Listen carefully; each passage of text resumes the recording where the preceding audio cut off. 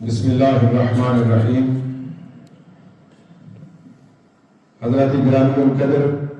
اللہ رب العزت کا فضل و کرم، فضل و احسان،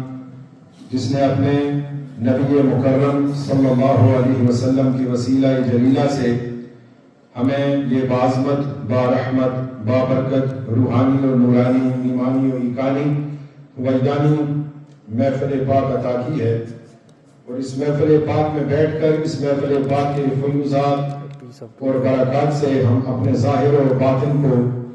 منور و معطر و مجلہ کر رہے ہیں۔ حضرات گرامی القدر، ٹوٹ گیا ہے۔ جب انسان کی نسبت اللہ کے برگزیدہ، اللہ کے محبوب اور اللہ کے مقبول بندوں سے ہو جاتی ہے تو وہ نسبت ادنا کو اعلیٰ بنا دیتی ہے، عام کو خاص میں تبدیل کر دیتی ہے۔ اس نسبت کی برکتیں، اس نسبت کی رحمتیں اس کی زندگی کو یکسر بدل دیتی ہیں۔ ایک بڑا خوبصورت واقعہ، کیونکہ وقت اپنی دامن میں اتنی وسعت نہیں رکھتا کہ میں اپنی گفتگو کو طولانی شکل دوں، بال اختصار ایک بڑا خوبصورت واقعہ آپ صاحبان علم و دانش کی نظر کرنا چاہتا ہوں، اور الحمدللہ ثم الحمدللہ ہماری بھی نسبتیں اللہ کے برگزیدہ بندوں کے ساتھ ہیں، اللہ کے محبوب بندوں کے ساتھ ہیں، اللہ کے مقبول بندوں کے ساتھ ہیں، اور انہی نسبتوں پر ہمیں فخر و ناز ہے۔ حضرت گرامی کے دنیا میں اللہ رب العزت نے ہمیں جن کی محبت عطا کی ہے، جن کی معیت عطا کی ہے، جن کی سنگت عطا کی ہے، جن کی صحبت عطا کی ہے،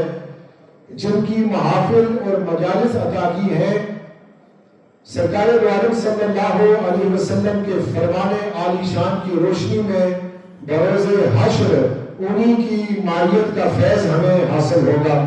انہی کی سنگت، انہی کی صحبت کا فیض ہمیں حاصل ہوگا، اور انہی کے جرمت میں کل بروز حشر ہم کھڑے ہوں گے۔ حضرت مالک بن دینار رحمت اللہ تعالی علیہ، اللہ کے ایک برگزیدہ بندے، محبوب بندے، مقبول بندے، ولی کامل، ان کا مناظرہ ہو گیا ایک ملحد کے ساتھ۔ دونوں ایک دوسرے کو حق پر کہتے رہے، لیکن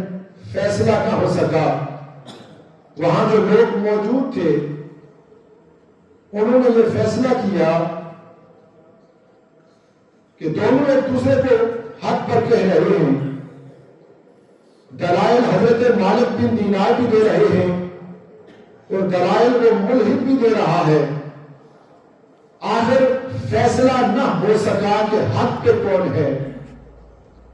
سچا کون ہے، جھوٹا کون ہے۔ حضرات گرامی اور لوگوں نے یہ فیصلہ کیا کہ آگ جلائی جائے اور اس آگ میں دونوں کے ہاتھ ڈالے جائیں، جس کا ہاتھ جلس گیا، جل گیا، وہ جھوٹا ہوگا، وہ باطل پر ہوگا، اور جس کا ہاتھ بچ گیا وہ حق پہ ہوگا، وہ سچا ہوگا۔ اللہ اکبر۔ آگ جلائی گئی، حضرت مالک بن دینار بھی موجود، وہ ملحد بھی موجود، دونوں کے ہاتھ آگ میں ڈالے گئے، اور اللہ کی کرنی ایسی ہوئی کہ دونوں کے ہاتھ آگ میں نہ جلائے، دونوں کے ہاتھ بچ گئے۔ نہ حضرت مالک بن دینار کا ہاتھ جلا، نہ اس ملحد کا ہاتھ جلا۔ لوگوں نے جو کم علم تھے فیصلہ کیا کہ دونوں حق پر ہیں۔ اگر دونوں حق پر نہ ہوتے تو یقیناً کسی ایک کا ہاتھ جلس جاتا، کسی ایک کا ہاتھ جل جاتا۔ حضرت مالک بن دینار کا ہاتھ بھی نہ جلا، اس ملحد کا ہاتھ بھی نہ جلا۔ جب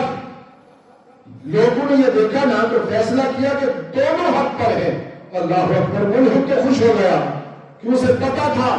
کہ میں جھوٹا ہوں، میں باطل پر ہوں، لیکن حضرت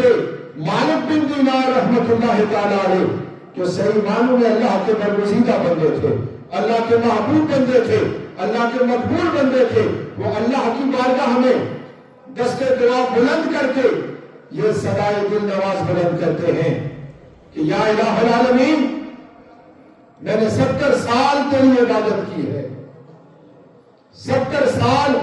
سجدے میں سر رکھ کر سبحان ربی الاعلیٰ کی صدائے دل نواز بلند کی ہے، 70 سال میں نے توحید و رسالت کا اقرار کیا ہے، 70 سال میں نے توحید کا درس دیا ہے، رسالت کا درس دیا ہے، 70 سال کی عبادت کا صلہ تو نے آج مجھے یہ دیا کہ ایک ملحد کے برابر کر دیا۔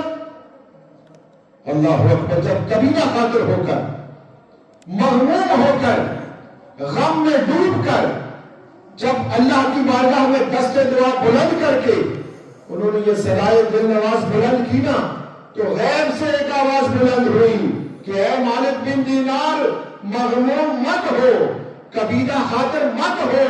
پریشان مت ہو، تیری 70 سال کی عبادت میں نے ضائع نہیں کی،